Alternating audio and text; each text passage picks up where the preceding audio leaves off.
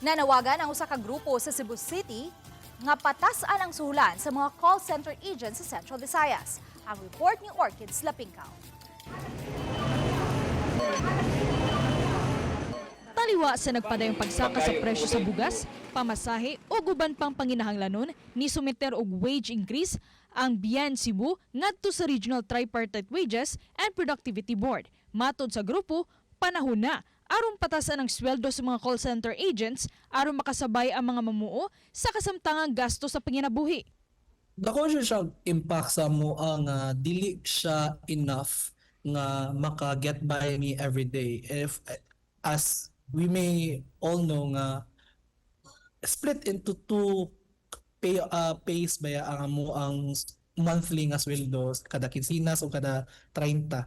So maskin sa nga nga set up kay di siya dili enough labi na ang pritihan, ang pagkaon. Gipasabot sa grupo nga daghang mga empleyado ang naglisod sa pagbudget sa ilang sweldo, hilabi na nga adunay uban kanila ang tigdawatan og 12,000 pesos matag buwan. Kung ganahan lang jud ang mga companies, kaya ra jud kay nila.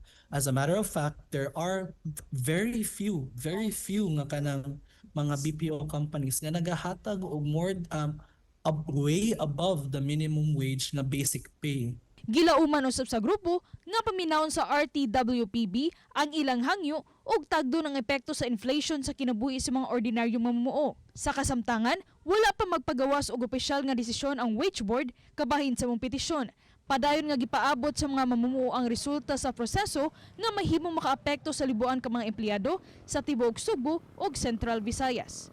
Definitely, dili kutob ang amo ang campaign for a substantial wage increase, whether for the BPO workers in the IT BPM sector, but also as a whole sa private sector. And syempre, among panawagan specifically sa mga kauban mo sa BPO industry, mga fellow rank and file employees, uban pa, nga mo-appeal sa Bian Cebu, no, mag-participate sa amo ang mga activities o magpakita suporta sa among mga kausa para sa pagpasangka sa suhulan. Ako si Orchids Lapingkaw, Balitang Wisdak.